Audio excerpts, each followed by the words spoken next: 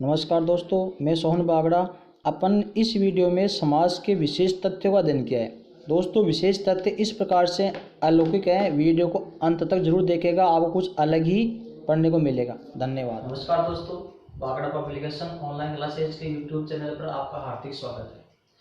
दोस्तों, अपने पिछले वीडियो में संज्ञा, सर्वनाम, क्रिया विशेषण, संधि आदि इन टॉपिकों का अध्ययन कर लिया है।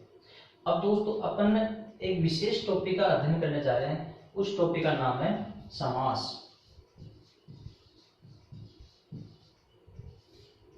क्या नाम है दोस्तों? समास। दोस्तों, समास का अर्थ क्या होता है? समास का विलोम क्या होता है? समास शब्द की उत्पत्ति कैसे होती है? इन छोटी छोटी चीजों का अपन अध्ययन करेंगे। तो समास शब्द का अर्थ होता है संक्षेप। समास शब्द का अर्थ होता है संक्षेप या संक्षिप्तीकरण। संक्षेप या संक्षिप्तीकरण। फिर दोस्तों, समास शब्द की उत्पत्ति होती है, समास शब्द की उत्पत्ति होती है सम उपसर्ग प्लस आस धातु। सम उपसर्ग और आस धातु से समास शब्द की उत्पत्ति हुई है। सम का अर्थ होता है पास पास। सम का अर्थ होता है पास में। आस का अर्थ होता है बैठना। आस का अर्थ होता है बैठना। तो इसका कुल मिला के अर्थ हो गया पास पास बैठना। समास का अर्थ होता है पास पास बैठना। समास का अर्थ होता है संक्षेप या संक्षिप्तीकरण। फिर है समास शब्द का विलोम। समास शब्द का विलोम होता है दोस्तों व्यास। समास शब्द का विलोम होता है व्यास। व्यास का अर्थ क्या होता है? विस्तृत। व्यास का अर्थ होता है विस्तृत। दोस्तों, समास का विलोम ना ही तो विग्रह होता है, ना ही विच्छेद होता है और ना ही संधि होता है। कभी कभार अपन क्या लेते हैं, समास का विलोम शब्द पूछते अपन संधि, विग्रह या विच्छेद बता देते हैं, क्योंकि समास का विलोम विग्रह, विच्छेद और संधि नहीं होता है। समास का विलोम होता है व्यास। व्यास का अर्थ क्या होता है? विस्तृत रूप से लिखना। तो समास में क्या होता है? समास में तो संक्षेप या संक्षिप्तीकरण होता है और समास का विलोम व्यास है। समास का विलोम व्यास है। उस व्यास में क्या होता है? विस्तृत रूप से अपन लिखते हैं। तो दोस्तों, ये हो गया समास का विलोम। अब दोस्तों, अपने हैं समास की परिभाषा। समास की क्या है? परिभाषा। परिभाषा क्या होती है कि इसकी सीधी परिभाषा तो ये है दो शब्दों के सार्थक मेल या समूह को समास कहते हैं। समास कहते हैं। दोस्तों, ध्यान रखना, दो शब्दों के सार्थक मेल या समूह को क्या कहते हैं? समास कहते हैं। एक परिभाषा इसकी ये हो गई। दूसरी परिभाषा इसकी यह है कि समस्त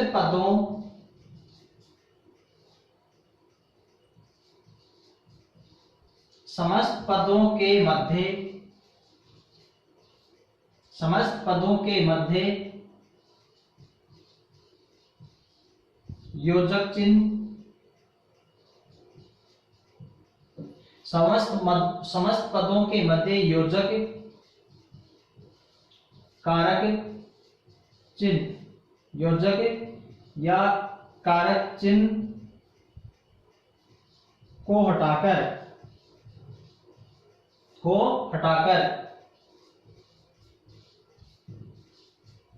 पदों को पास पास लिख देना ही समास कहलाता है। दोस्तों, दो परिभाषा अपने सामने है कि दो शब्दों के सार्थक मेल या समूह को समास कहते हैं। दूसरी परिभाषा ये अपने सामने कि समस्त पदों के मध्य योजक चिन्ह या कारक चिन्हों को हटाकर पदों को पास पास में लिख देना ही क्या कहलाता है, समास कहलाता है। जैसे ये है अपने सामने दोस्तों ये कि 10 है आनन जिसके वह, 10 है आनन जिसके वह। ये तो है दोस्तों समास विग्रह, इसको कहते हैं अपन समास विग्रह। अब इन दो जो समस्त पद हैं इनके मध्य जो कारक चिन्ह है, योजक चिन्ह है, जो अव्यय शब्द है, इन सब को हटा करके जो मूल पद है उनको पास पास में लिख देना ही समास कहलाता है। तो अपन इनमें से जो कारक चिन्ह है, योजक चिन्ह है या अव्यय शब्द है, अव्यय पद है, उनको हटा करके इनको पास पास में लिख दिया तो ये बन गया आपका समास शब्द। तो दोस्तों इसको कहते हैं समास, इसको कहते हैं समास विग्रह। इसको अपन दशानन शब्द है उसको अपन पद नहीं कह सकते हैं, दशानन एक पद नहीं है। दशानन या तो इसको अपन कह सकते हैं सामासिक शब्द, इसको या तो अपन कहते हैं सामासिक शब्द, या इसको कह सकते हैं अपन समस्त पद, समस्त पद। दोस्तों इसको अकेले को दशानन शब्द को अपन पद नहीं कह सकते हैं, इसको कहेंगे सामासिक शब्द या समस्त पद। इस सामासिक शब्द में आपकी दो पद हैं। सामासिक शब्द में कितने पद होते हैं, दो पद हैं, 10 प्लस आनन, 10 प्लस आनन। तो दोस्तों ये हो गई समास की परिभाषा कि समस्त पदों के मध्य योजक चिन्ह, कारक चिन्ह या अव्यय शब्दों को हटा करके पदों को पास पास में लिख देना ही क्या कहलाता है, आपका समास कहलाता है। अब दोस्तों एक परिभाषा अपने और आती है, ये तो है समास की परिभाषा, एक है समास विग्रह। समास विग्रह किसे कहते हैं, समास विग्रह किसे कहते हैं, समस्त पदों के मध्य, समस्त पदों के मध्य कारक चिन्ह,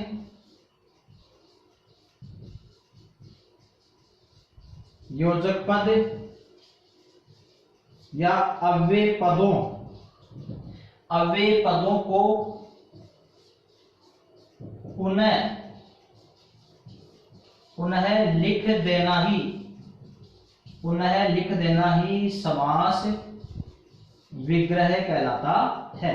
दोस्तों ये परिभाषा अपने सामने, समास की परिभाषा और समास विग्रह की परिभाषा में थोड़ा सा अंतर है कि समस्त पदों के मध्य योजक चिन्ह, कारक चिन्ह या अव्यय पदों को हटा करके दोनों पदों को पास पास में लिख देना तो समास कहलाता है। और समास विग्रह की परिभाषा क्या है, इसकी जस्ट उल्टी है कि समस्त पदों के मध्य कारक चिन्ह, योजक पद और अव्यय पदों को पुनः लिख देना। इसमें तो योजक चिन्ह, कारक पदों को हटा देते हैं और इसमें पुनः लिख देना ही आपका समास विग्रह कहलाता है। तो दोस्तों अपने हो गया समास का अर्थ हो गया संक्षेप या संक्षिप्तीकरण। समास की उत्पत्ति होती है सम प्लस आस। समास शब्द का विलोम होता है व्यास, व्यास का अर्थ होता है विस्तृत। और दोस्तों जो व्यास शब्द है इसमें अपनी यण संधि है, कौन से दोस्तों, यण संधि। इसमें हो जाएगी संधि विच्छेद हो जाएगा वी प्लस आस, वी प्लस आस, इसमें यण संधि है। परिभाषा इसकी दो शब्दों के सार्थक मेल या समूह को समास कहते हैं। दूसरी परिभाषा इस प्रकार से है कि समस्त पदों के मध्य योजक चिन्ह, कारक चिन्ह या अव्यय पदों को हटा करके पदों को पास पास में लिख देना ही समास कहलाता है। और इनमें योजक चिन्ह, समास विग्रह की परिभाषा है कि समस्त पदों के मध्य कारक चिन्ह, योजक पदों, अव्यय पदों को पुनः लिख देना ही आपका समास विग्रह कहलाता है। तो दोस्तों अपने ये तो हो गए समास की बेसिक या सामान्य जानकारी। अब आपसे ऐसे पूछ ले कि समास में पद कितने होते हैं, समास में पद कितने होते हैं। तो दोस्तों समास में दो पद होते हैं। कितने पद होते हैं, दो पद होते हैं। कौन कौन से पद होते हैं, एक तो होता है पूर्व पद, कौन सा दोस्तों, एक तो होता है पूर्व पद और दूसरा होता है उत्तर पद। कौन सा होता है दोस्तों, उत्तर पद।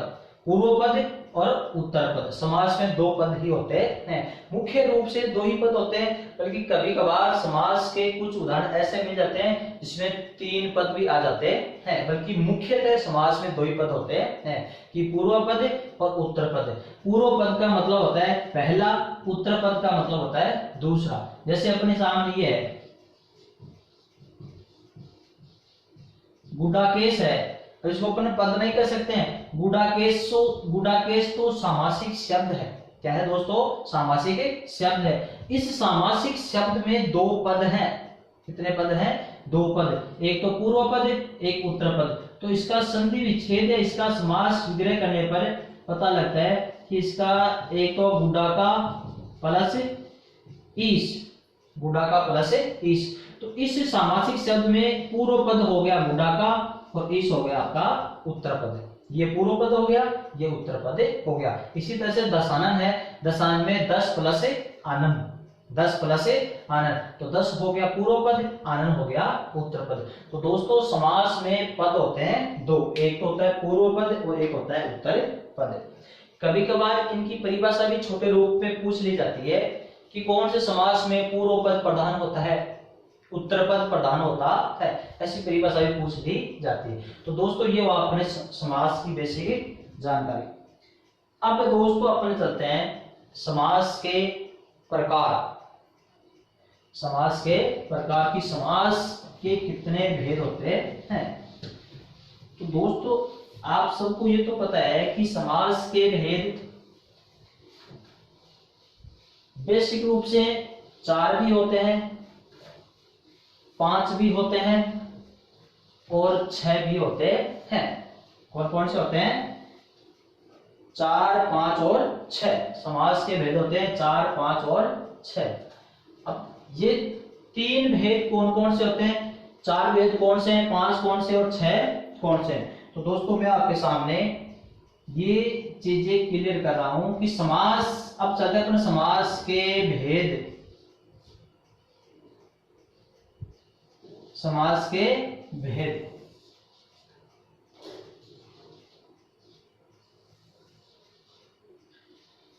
दोस्तों आपसे ऐसे पूछ ले कि समास के भेद कितने होते हैं, तो समास के भेद होते हैं 4, 5 और 6। समास के भेद 4 भी होते हैं, 5 भी होते हैं और 6 भी होते हैं। अब कौन कौन से होते हैं? अगर दोस्तों आपसे ऐसा पूछा जाए कि पद प्रधान की दृष्टि से, पद प्रधान की दृष्टि से समास के भेद बताने हैं, तो आपको 4 बताने हैं। क्योंकि दोस्तों इसमें विशेष रूप से ध्यान रखना कि जब पद प्रधान की दृष्टि से पूछे जाए तब ही आपको समास के 4 भेद बताने हैं। कौन कौन से हैं 4? पहला है आपका अव्ययी भाव समास, दूसरा है आपका तत्पुरुष समास, तीसरा है आपका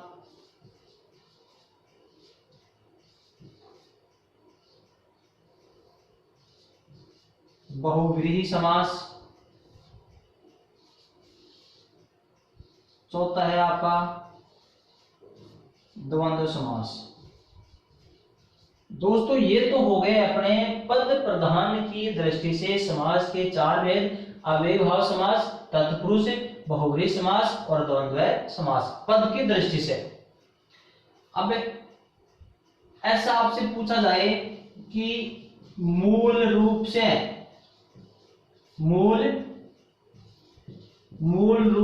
समास के कितने भेद होते हैं? मूल रूप से समास के भेद होते हैं 5। 5 कौन कौन से होते हैं दोस्तों? एक है आपका केवल समास। कौन सा दोस्तों? केवल समास। दूसरा रहेगा आपका वही अव्ययी भाव समास। तीसरा रहेगा दोस्तों तत्पुरुष समास। चौथा है बहुव्रीहि समास और 5वां है दोस्तों अपना द्वंद्व समास। ये हो गया आपके मूल रूप से समास। हिंदी में मूल रूप से समास होते हैं 5, इसमें केवल समास एक्स्ट्रा जुड़ जाता है। जैसे भूतपूर्व, इसके उदाहरण होते हैं भूतपूर्व। अब दोस्तों आपसे ऐसे पूछ ले कि हिंदी में समास कितने होते हैं, हिंदी में समास के कितने भेद होते हैं, तब आपको दोस्तों 6 ही बताना है। कितने बताने हैं? 6। पहला है आपका हिंदी में समास, हिंदी में कुल समास कितने होते हैं, हिंदी में समास के कुल भेद कितने होते हैं? हिंदी में समास के कुल भेद कितने होते हैं, तब आपको बताएं दोस्तों 6। कौन कौन से हैं? पहला है आपका अव्ययीभाव समास, दूसरा है दोस्तों तत्पुरुष समास, तीसरा है दोस्तों आपका कर्मधारय समास, चौथा है बहुव्रीहि समास, पांचवा है दोस्तों आपका द्वंद्व समास, और छठवां है दोस्तों आपका द्विगु समास। कौन सा दोस्तों? द्विगु समास। तो दोस्तों आपके सामने समास के जो 3 भेद बताए मैंने कि समास के भेद 4 भी होते हैं, 5 भी होते हैं और 6 भी होते हैं। तो 4 कौन कौन से होते हैं? पद प्रधान की दृष्टि से समास के भेद पूछे जाए तो आपको 4 बताने हैं। 4 कौन कौन से? अव्ययीभाव, तत्पुरुष, बहुव्रीहि और द्वंद्व समास। अगर मूल रूप से हिंदी में समास के भेद पूछे जाए तो आपको 5 बताने हैं। 5 कौन कौन से हैं? केवल समास, अव्ययीभाव समास, तत्पुरुष, बहुव्रीहि और द्वंद्व समास। हिंदी में समास के कुल भेद पूछ ले कि हिंदी में समास कितने होते हैं, हिंदी में समास के भेद कितने होते हैं, तब आपको 6 बताने हैं। कौन कौन से? अव्ययीभाव, तत्पुरुष, कर्मधारय, बहुव्रीहि, द्वंद्व समास और द्विगु समास। उसमें और इसमें ये अंतर रहेगा कि वो तो पद की दृष्टि से है और ये हिंदी में समास, कुल समास के कुल भेद हैं।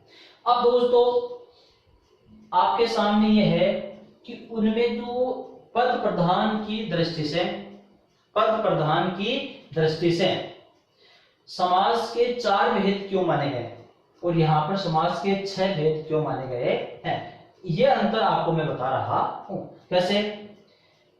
कि यहाँ पर पद की दृष्टि से 4 है और समास के कुल भेद कितने? 6। तो पद की दृष्टि से 4 किस प्रकार है, वो इस प्रकार से बता रहा हूं कि समास में पद कितने होते हैं? 2। दोस्तों समास में पद कितने होते हैं? 2। तो इस पद के महत्व को देखते हुए समास के भेद 4 ही होते हैं। अब कैसे? इन 6 में से एक तो कर्मधारय समास और एक द्विगु समास। कर्मधारय समास और द्विगु समास, इन दोनों को किसमें शामिल कर दिया गया है? तत्पुरुष में ही शामिल कर दिया जाता है। कर्मधारय समास और द्विगु समास तत्पुरुष के ही भेद माने जाते हैं। किसकी दृष्टि से? पद प्रधान की दृष्टि से। पद प्रधान की दृष्टि से कर्मधारय और द्विगु समास को तत्पुरुष का भेद माना जाता है। इस प्रकार आपके 4 ही भेद हो जाते हैं। अब दोस्तों कैसे? पद की दृष्टि से समास के भेद 4 हो गए। समास में पद कितने होते हैं? 2। समास में पद होते हैं 2। अब कैसे? कि समास में या तो पूर्व पद प्रधान हो सकता है, पूर्व पद प्रधान। अपन जो पद प्रधान की दृष्टि से समास के जो 4 भेद होते हैं वो 4 भेद ही क्यों माने गए हैं वो मैं आपको यहाँ क्लियर कर रहा हूं कि समास में पद होते हैं 2। कौन से?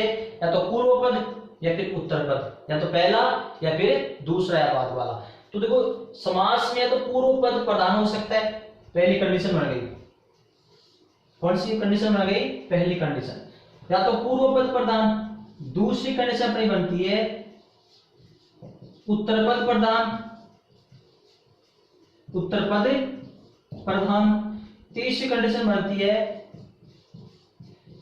कि दोनों पद प्रधान, और चौथी कंडीशन बनती है आपकी दोनों पद अप्रधान, दोनों पद अप्रधान। कैसे भाई, समास में दो पद होते हैं, पूर्व पद और उत्तर पद। तो समास में उदाहरण दो चार पद की दृष्टि से चार ही प्रकार के हो सकते हैं, या तो पूर्व पद प्रधान हो सकता है समास में, या फिर उत्तर पद प्रधान हो सकता है, या फिर दोनों पद प्रधान हो सकते हैं, और या फिर दोनों पद अप्रधान हो सकते हैं। इन चार के अलावा पांच की कंडीशन नहीं बन सकती है। अब पूर्व पद प्रधान में कौन सा समास होता है? अव्ययीभाव समास। दोस्तों पूर्व पद प्रधान में आपका कौन सा समास आ गया? अव्ययीभाव समास सम्मिलित हो गया। उत्तर पद प्रधान में आता आपका तत्पुरुष समास। कौन सा समास आता दोस्तों? तत्पुरुष समास। फिर है अपने दोनों पद प्रधान, दोनों पद प्रधान में हो गया आपका द्वंद्व समास। कौन सा दोस्तों? द्वंद्व समास प्रयुक्त हो जाता है। और दोनों पद अप्रधान, दोनों पद अप्रधान में आता है आपका बहुव्रीहि समास। कौन सा दोस्त है? बहुव्रीहि समास। इस प्रकार से पूर्व पद प्रधान में अव्ययीभाव समास हो गया, उत्तर पद प्रधान में तत्पुरुष हो गया, दोनों पद प्रधान में द्वंद्व हो गया, और दोनों पद अप्रधान में हो गया आपका बहुव्रीहि समास। अब बच गया आपका कर्मधारय और द्विगु समास। कर्मधारय और द्विगु समास, कर्मधारय समास और द्विगु समास, इन दोनों को तत्पुरुष में क्यों सम्मिलित किया गया है? तत्पुरुष के भेद इन दोनों को क्यों माना जाता है? क्योंकि इन दोनों में भी आपका उत्तर पद ही प्रधान होता है। कौन सा होता है दोस्तों?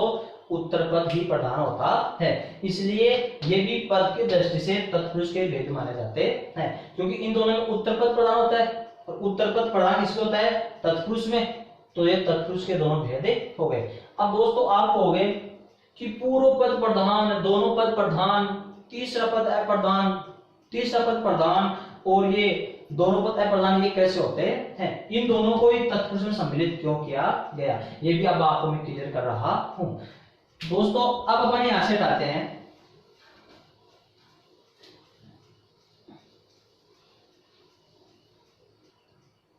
अब जैसे मैं आपके सामने यहां पर जो हिंदी में समास के 6 भेद होते हैं, प्रत्येक का उदाहरण लिख रहा हूं। जैसे पहला है आपका प्रतिदिन, प्रतिदिन। दूसरा है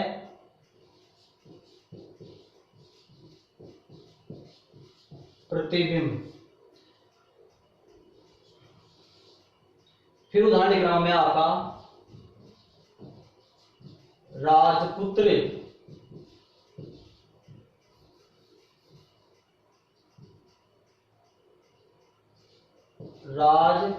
राजमाता। फिर अपन उदाहरण कर रहे हैं महापुरुष, महापुरुष। फिर चौथा उदाहरण लिख रहे हैं अपन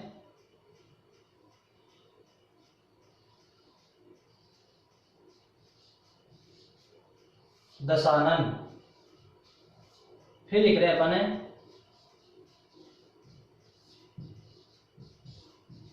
माता पिता। छठा उदाहरण लिख रहे हैं अपन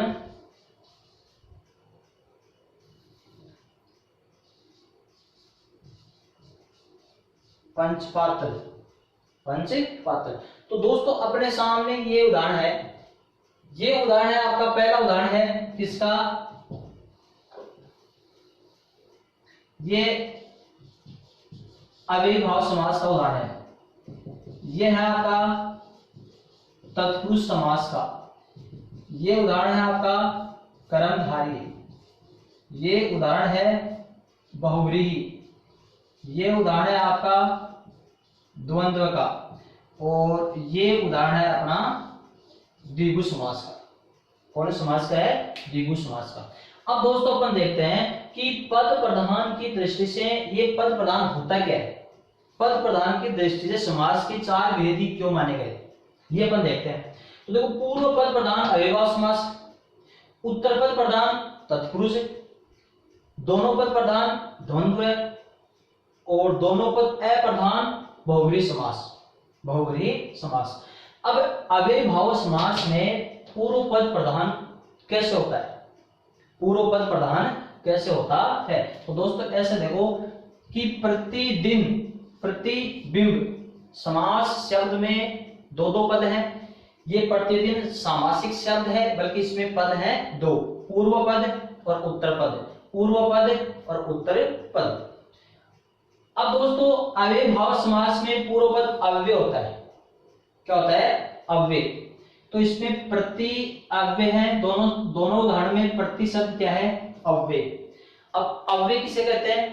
कि वे शब्द जो लिंग वचन पुरुष काल के आधार पर रूप परिवर्तन नहीं करते हैं, जिन पर वचन लिंग पुरुष काल का कोई प्रभाव नहीं पड़ता है, उनके आधार पर कोई उनमें विकार या परिवर्तन नहीं होता है, वो आपके अव्यय कहलाते हैं। अब दोस्तों इसमें यह है कि एक तो है प्रति और एक आपका दिन। अब प्रति शब्द का कोई रूप परिवर्तन नहीं होता है। प्रति का प्रयोग अपन एक वचन के साथ करो, चाहे पुल्लिंग के साथ में करो, चाहे बहुवचन के साथ में करो, चाहे स्त्रीलिंग के साथ में करो, ये प्रति हमेशा प्रति ही रहेगा, क्योंकि इसका रूप परिवर्तन नहीं होता है। वचन लिंग काल कारक पुरुष के आधार पर कोई परिवर्तन नहीं हो, वो आपके अविकारी शब्द कहलाते हैं। तो ये प्रति उपसर्ग भी है और आपका अव्यय भी है, इनमें कोई परिवर्तन नहीं होगा। इसका प्रयोग चाहे पुल्लिंग, स्त्रीलिंग, एक वचन, बहुवचन किसी के भी साथ करो, इसका रूप परिवर्तन नहीं रहेगा, ये हमेशा प्रति ही रहेगा। अब दोस्तों दूसरा है आपका दिन। क्या है? दिन। दिन का बहुवचन होता है, इसका रूप परिवर्तन होता है, दिन का दिनों भी हो जाएगा। दिन एक वचन है और दिनों बहुवचन हो गया, इसका मतलब ये विकारी शब्द है, अविकारी नहीं है।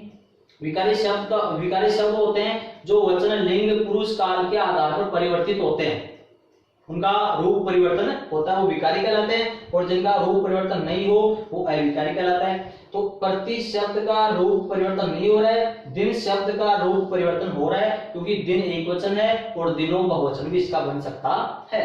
चलो ठीक है। अगला दोस्तों वही प्रति आ गया, प्रति का कोई रूप परिवर्तन नहीं होगा, बिंब का हो जाएगा, बिंबो बहुवचन बन जाएगा। अब दोस्तों इसमें यह है कि अव्ययीभाव समास में पूर्व पद ही प्रधान क्यों होता है? तो दोस्तों ये कहता है कि ये जो प्रति अव्यय है, ये कहता है कि जब तक आप अलग रहोगे तो आप अपनी इच्छा अनुसार कार्य कर सकते हो। ये प्रति कह रहा है इस दिन को कि जब तक तू मेरे साथ नहीं रहेगा, अलग रहेगा, तो तेरा रूप परिवर्तन होता रहेगा, बल्कि मेरे साथ जुड़ते ही ना तो मेरा रूप परिवर्तन होता है और ना ही तेरा रूप परिवर्तन होने दूंगा।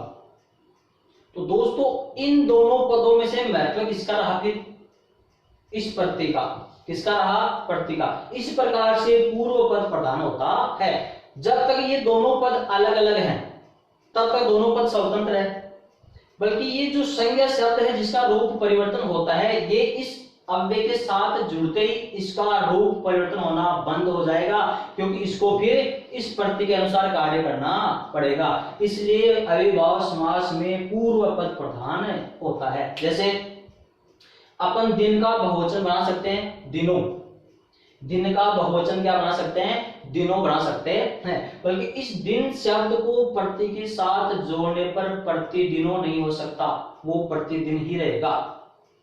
जैसे राम प्रतिदिन आ रहा है, सीता प्रतिदिन आ रही है, लड़के प्रतिदिन आ रहे हैं। अब अपने सीता स्त्रीलिंग, राम पुल्लिंग, लड़के बहुवचन, ये रूप लिंग वचन है, एक वचन बहुवचन पुल्लिंग स्त्री बदल दिया, बल्कि प्रतिदिन शब्द चेंज नहीं हो रहा है। इसलिए ये दिन शब्द का रूप परिवर्तन होता है, बल्कि प्रति के साथ जुड़ते ही दिन भी बहुवचन में बदलना बंद हो जाता है। तो दोनों पदों में से महत्व किसका हुआ?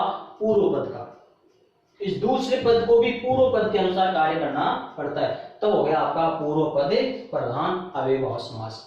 अब दोस्तों ये प्रतिबिंब, बिंब का बिंब हो जाता है, बल्कि प्रतिबिंब ही रहेगा, ना कि प्रतिबिंबो, क्योंकि ये इसके साथ जुड़ते ही इसका भी रूप बदलना बंद हो जाता है। ये कहता है न खाऊंगा न खाने दूंगा, मतलब ना तो मेरा रूप परिवर्तन होता है और ना ही तेरा रूप परिवर्तन होने दूंगा। जब तक अलग रहोगे तब तक स्वतंत्र कुछ भी कर सकते हो, क्योंकि मेरे साथ जुड़ते आपका रूप बदलना बंद हो जाता है। तो ये हो गया आपका पूर्व पद प्रधान किसमें, अव्ययीभाव समास।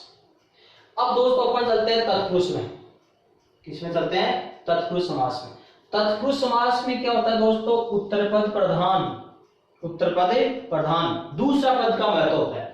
अव्ययीभाव समास में पहले पद का महत्व अधिक होता है, दूसरे पद को पहले पद के अनुसार कार्य करना पड़ता है। और तत्पुरुष समास में क्या होता है कि उत्तर पद का महत्व अधिक होता है। कैसे, तत्पुरुष समास में कारक चिन्ह होते हैं, कारक चिन्ह का प्रयोग सदैव उत्तर पद के अनुसार ही किया जाता है। जैसे राजपुत्र, अब इसमें का लगेगा राजा का पुत्र, राजमाता, इसमें की का प्रयोग होगा राजा की माता।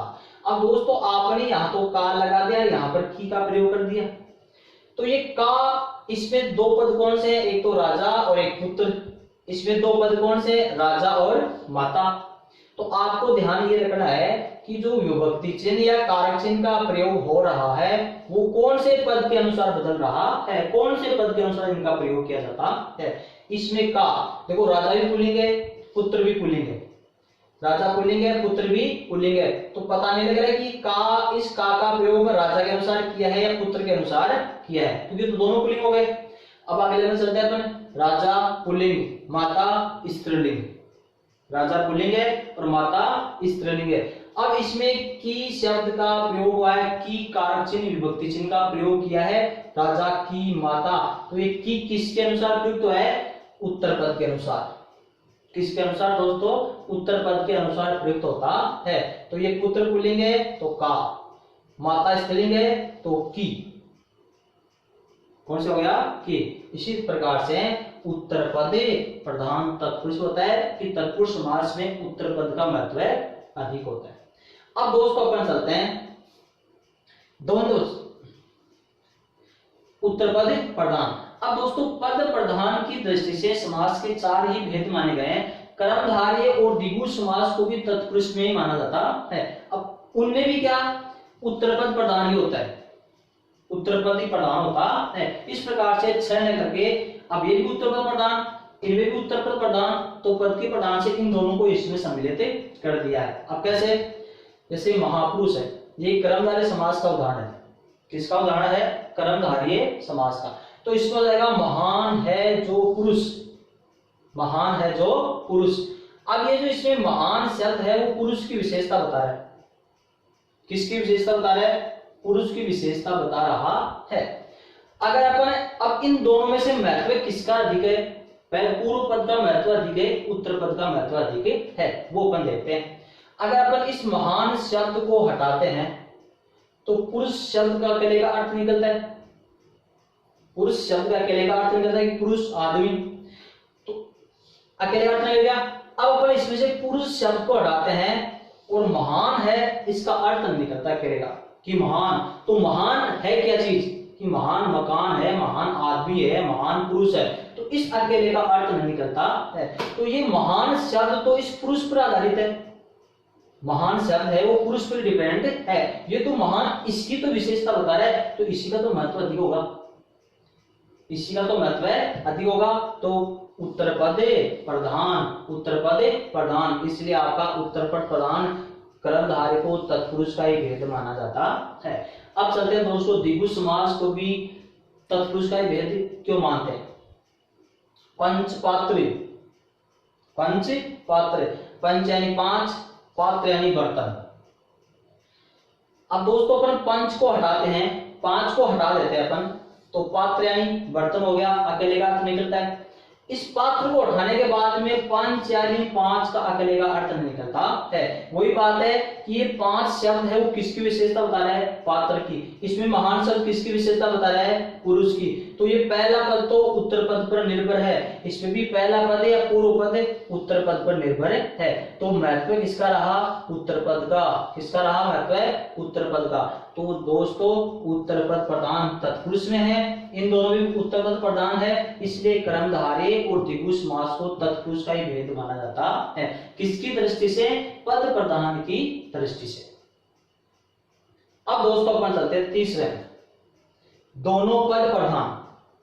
दोनों पद प्रधान, अब दोनों पद प्रधान कैसे? कि इसमें दोनों पदों का महत्व बराबर होता है, दोनों पद प्रधान मुख्य होना चाहिए। देखो द्वंद्व समास, तो द्वंद्व समास में माता और पिता, माता और पिता दोनों पदों का बराबर महत्व है। भाई बहन, पाप पुण्य, सुख दुख, दोनों पद प्रधान होते हैं। तो हो गया आपका द्वंद्व समास। फिर दोस्तों है दोनों पद अप्रधान। दोनों पद अप्रधान कौन सा? बहुव्रीहि समास। तो बहुव्रीहि समास में दोनों पदों का कोई महत्व नहीं होता है, तीसरा पद प्रधान, तीसरे पद की दृष्टि से ही आपका बहुव्रीहि समास की पहचान होती है। अब इसमें 10 जैसे दशानन शब्द है, क्या है दोस्तों? दशानन शब्द है। इसमें पहला पद है आपका 10, दूसरा पद है आनंद। पहला पद 10 है और दूसरा पद है आनंद। तो इसमें 10 और आनंद दोनों का कोई महत्व नहीं है। 10 दशानन है, 10 प्लस आनंद, दोनों पदों का कोई महत्व नहीं है, दोनों पद अप्रधान है। आपको दोनों पदों की दृष्टि से दोनों पदों के आधार पर समास का पता नहीं लगेगा, बल्कि इसमें क्या होता है? तीसरा पद प्रधान होता है। तो 10 है आनंद, जिसके वह है कौन? रावण। तो जो रावण तीसरा पद है, इस तीसरे पद की दृष्टि से ही आपको समास का पता लगेगा। तो ये हो गया आपका दोस्तों दोनों पद अप्रधान बहुव्रीहि समास, दोनों पद प्रधान द्वंद्व समास, उत्तर पद प्रधान तत्पुरुष, पूर्व पद प्रधान अव्ययीभाव समास। ये इस प्रकार से मैंने आपको समझा दिया। और कर्मधारय और द्विगु समास को तत्पुरुष का भेद इसलिए मानते हैं क्योंकि इन दोनों में भी उत्तर पद का ही महत्व अधिक होता है। ये पूर्व पद तो उत्तर पद की विशेषता बताते हैं, पूर्व पद तो उत्तर पद पर ही निर्भर है। इस प्रकार से दोस्तों अपने पद प्रधान की दृष्टि से समास के भेद होते हैं 4। अब दोस्तों अपन चलते हैं कि समास के हिंदी में समास के कुल भेद कितने होते हैं? 6। कितने होते हैं? 6। वो 6 कौन कौन से हैं?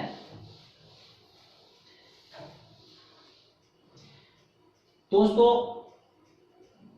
पद प्रधान की दृष्टि से ही जो समास के 4 भेद हैं, उनमें से जो तत्पुरुष के भेद हैं कर्मधारय और द्विगु समास, उन दोनों को अलग कर दिया। पहला है आपका अव्ययीभाव समास, दूसरा है आपका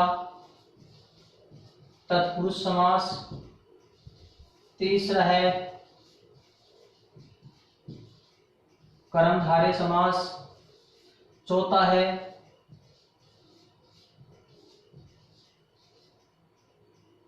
बहुव्रीहि समास, पांचवा है द्वंद्व समास और छठवां है दोस्तों अपना द्विगु समास। कौन सा दोस्तों? छठवां अपना द्विगु समास। ये हो गए अपने समास के 6 भेद। अब दोस्तों इनकी छोटी छोटी परिभाषा ये है कि कई बार जैसे पटवारी में द्वंद्व समास की परिभाषा पूछ रही थी, पटवार एग्जाम 2015 में द्वंद्व समास की परिभाषा पूछी गई थी, समास का अर्थ पूछ लिया था महिला सुपरवाइजर। तो इस तरह से कभी कभार इनकी छोटी जो परिभाषा है वो भी पूछ लेते हैं पद की दृष्टि से। तो दोस्तों धारणा अव्ययीभाव समास किसे कहते हैं? पूर्व पद प्रधान। धारणा दोस्तों पूर्व पद प्रधान होता है, वह आपका अव्ययीभाव समास कहलाता है। उत्तर पद प्रधान, उत्तर पद प्रधान होता है आपका तत्पुरुष समास। कर्मधारय में क्या होता है कि पूर्व पद विशेषण, पूर्व पद विशेषण तथा उत्तर पद विशेष्य, पूर्व पद विशेषण तथा उत्तर पद विशेष्य अब विशेषण विशेषण क्या कहते हैं ये अपन दोस्तों बाद में देखते हैं कि पूर्व पद विशेषण भी हो सकता है और पूर्व पद उपमान भी हो सकता है। इसमें उत्तर पद विशेषण भी हो सकता है और उत्तर पद उपमेय भी हो सकता है। अब है बहुव्रीहि समास। बहुव्रीहि समास में दोस्त होता है दोनों पद अप्रधान। दोनों पद क्या होता है दोस्तों? अप्रधान तथा तीसरा पद प्रधान होता है। तीसरा पद प्रधान। तीसरे पद की दृष्टि से ही या तीसरे पद के आधार पर ही आपको बहुव्रीहि समास का पता लग पाएगा। द्वंद्व समास में क्या होता है? दोनों पद प्रधान। इसमें दोनों पदों का बराबर महत्व होता है। दोनों पद मुख्य या प्रधान होते हैं। इसमें पूर्व पद क्या होता है? पूर्व पद संख्यावाची। पूर्व पद क्या होता है दोस्तों? संख्यावाची। ये दोस्तों समास के हिंदी में समास के कुल जो 6 भेद होते हैं उनकी परिभाषा। पूर्व पद प्रधान अव्ययभाव समास, उत्तर पद प्रधान तत्पुरुष समास, पूर्व पद विशेषण उपमान और उत्तर पद विशेषण उपमेय कर्मधारय समास, दोनों पद अप्रधान या तीसरा पद प्रधान बहुव्रीहि समास, दोनों पद प्रधान द्वंद्व और पूर्व पद संख्यावाची द्विगु समास। अब दोस्तों द्विगु समास में यह है कि अगर पहला पद संख्यावाची है तो ये आपका द्विगु समास होगा। अगर पहला पद संख्यावाची नहीं है तो द्विगु समास नहीं हो सकता। अब दोस्तों मैं आपको एक बात बता रहा हूं कि जो बहुव्रीहि समास है ये तो अनाहुत है। अनाहुत यानी जिसको बुलाया न गया हो, बिना बुलाए चले जा। तो बहुव्रीहि समास तो हर एक समास में चला जाता है। इसके उदाहरण अव्ययभाव समास में मिल जाते हैं, तत्पुरुष में मिल जाते हैं, कर्मधारय में मिल जाता है, द्विगु समास में मिल जाते हैं। बल्कि द्वंद्व समास में कभी भी बहुव्रीहि समास का उदाहरण नहीं होता है। समास के जो कुल 6 भेद हैं तो 6 में से 4 में आपको बहुव्रीहि समास के उदाहरण मिल जाएंगे। बल्कि द्वंद्व समास में बहुव्रीहि समास का उदाहरण कभी भी प्रयुक्त नहीं हो सकता है। अव्ययभाव में, तत्पुरुष में, कर्मधारय में, बहुव्रीहि स्वयं खुद में और द्विगु समास में आपके बहुव्रीहि समास का उदाहरण मिल जाएगा। कैसे? क्योंकि चाहे वो किसी भी समास का उदाहरण हो, चाहे पहला पद प्रधान हो, चाहे उत्तर पद हो, चाहे विशेषण विशेष हो, चाहे पहला पद संख्यावाची हो, बल्कि तीसरा अर्थ निकलते ही वह बहुव्रीहि समास का ही उदाहरण माना जाएगा। जैसे पूर्व पद संख्यावाची किसमें होता है? द्विगु समास में होता है। तो परंपरा में परिभाषा ये रहेगी कि पूर्व पद संख्यावाची द्विगु समास। बल्कि ये जैसे दशानन है, अब इसमें पूर्व पद संख्यावाची है 10, बल्कि ये उदाहरण किसका है? बहुव्रीहि समास का उदाहरण है। क्योंकि इसका तीसरा अर्थ निकलता है। जैसे 10 हैं आनंद जिसके वह रावण, तीसरा अर्थ निकलते ही बहुव्रीहि समास। कौन सा? बहुव्रीहि समास। अब जैसे मान लिया आ गया कि पंचपात्र, अब इसमें पहला पद संख्यावाची है 5, पात्र यानी बर्तन, 5 बर्तनों का समूह है। अब इसमें पहला पद संख्यावाची है, दशानन में पहला पद संख्यावाची है, बल्कि पंचपात्र में कोई तीसरा अर्थ नहीं निकल रहा है, इसलिए ये द्विगु समास का उदाहरण है। और दशानन में तीसरा अर्थ रावण निकल रहा है, इसलिए बहुव्रीहि समास का उदाहरण है। बल्कि द्विगु समास की परिभाषा क्या है कि पूर्व पद संख्यावाची। तो दोनों में पूर्व पद संख्यावाची है, दशानन में भी है और पंचपात्र में भी है। बल्कि एक है द्विगु समास का उदाहरण और ये है आपका बहुव्रीहि समास का उदाहरण। तो तीसरा अर्थ निकलते ही आपका बहुव्रीहि समास माना जाएगा। अब दोस्तों कभी कभार ये होता है कि कुछ उदाहरण ऐसे होते हैं जिसमें 2 समास होते हैं। जैसे पीताम्बर है। अब पीताम्बर में आपका कर्मधारय समास भी है और बहुव्रीहि समास भी है। पीताम्बर शब्द में कर्मधारय समास भी है और बहुव्रीहि समास भी है। ऐसी कंडीशन आ जाते तब अपन क्या करेंगे कि पीत प्लस अंबर, पीत प्लस अंबर। अंबर कैसे हैं? वस्त्र कैसे हैं? पीले। अंबर का अर्थ आकाश भी होता है, अंबर का अर्थ वस्त्र भी होता है। तो पीले वस्त्र, तो विशेषण विशेषण कर्मधारय हो गया। तो इसमें कर्मधारय कैसे हैं कि पीले हैं वस्त्र जो, पीले हैं वस्त्र जो, कर्मधारय समास हो गया। और बहुव्रीहि समास कैसे होगा? पीले हैं वस्त्र जिसके वह, पीले हैं वस्त्र जिसके वह। तो तीसरा अर्थ निकलता है इसका विष्णु। क्या निकलता है? विष्णु। तो तीसरा अर्थ निकलता है इसका बहुव्रीहि समास हो गया। विशेषता बता रहे कर्मधारय समास हो गया। तो दोस्तों एग्जाम में ऐसे प्रश्न आ जाए तो ध्यान रखना, अगर ऑप्शन में अकेला कर्मधारय समास हो तो कर्मधारय कर देना। जैसे पीताम्बर शब्द में समास पूछे कि पीताम्बर शब्द में कौन सा समास होगा, कर्मधारय अकेला ऑप्शन में हो तो कर्मधारय हो जाएगा। अगर अकेला बहुव्रीहि समास हो तो बहुव्रीहि हो जाएगा। और दोनों ऑप्शन में साथ आ गए ए और बी, तब आपको दोस्तों पहले फर्स्ट रैंक पहले मान्य आपका बहुव्रीहि समास ही होगा, चाहे वो किसी भी समास में मान्य क्यों ना हो। तो जब दोनों ऑप्शन में हो तो पहले बहुव्रीहि समास ही माना जाएगा। कब? बहुव्रीहि समास उस उदाहरण में होना चाहिए, उस उदाहरण में बहुव्रीहि समास होना चाहिए तभी माना जाएगा। ऐसा नहीं कि बहुव्रीहि समास उदाहरण में है, ऑप्शन में आगे कर दिया आपने बहुव्रीहि, तो गलती हो सकता है। इसमें कर्मधारय और बहुव्रीहि समास जब दोनों हो और दोनों ऑप्शन में हो तो बहुव्रीहि समास पहले माना जाता है। तो दोस्तों ये हो गए अपने समास के, हिंदी में समास के कुल भेद 6। अब दोस्तों आपसे ये पूछा जाए कि जो 6 समास होते हैं इनके जो नाम है, नाम में कौन सा समास है? तो जो अव्यय शब्द है, अव्यय भाव समास, जो अव्यय शब्द है, अव्यय शब्द में अव्यय, जो अव्यय भाव समास है, अव्यय में आपका तत्पुरुष समास है। तत्पुरुष में कौन सा? नए तत्पुरुष। जो अव्यय भाव में अव्यय शब्द है इसमें आपका नए तत्पुरुष समास है। अब जो तत्पुरुष है इसमें कौन सा समास है? तत्पुरुष में तत्पुरुष समास स्वयं खुद ही है। तत्पुरुष शब्द है उसमें तत्पुरुष समास है, तत् का पुरुष, उसका पुरुष। अब है दोस्तों कर्मधारय, कर्मधारय में तत्पुरुष समास है, कर्म को धारण करना, कर्म को धारण करना। फिर है बहुव्रीहि, बहुव्रीहि शब्द में बहुव्रीहि समास है। बहुव्रीहि शब्द में कौन सा समास है? ये बहुव्रीहि समास कैसे?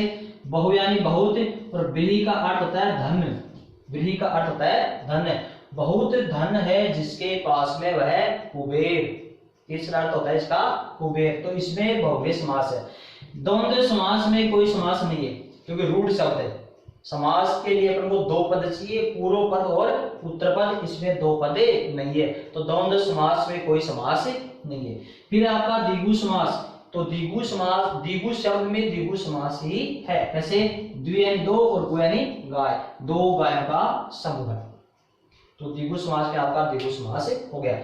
अव्यय शब्द में नए तत्पुरुष, तत्पुरुष में तत्पुरुष, कर्मधारय में तत्पुरुष, बहुव्रीहि शब्द में बहुव्रीहि समास है, द्वंद्व में कोई समास नहीं है और द्विगु शब्द में आपका द्विगु समास है। दोस्तों ये तो हो गए अपने समास की बेसिक जानकारी।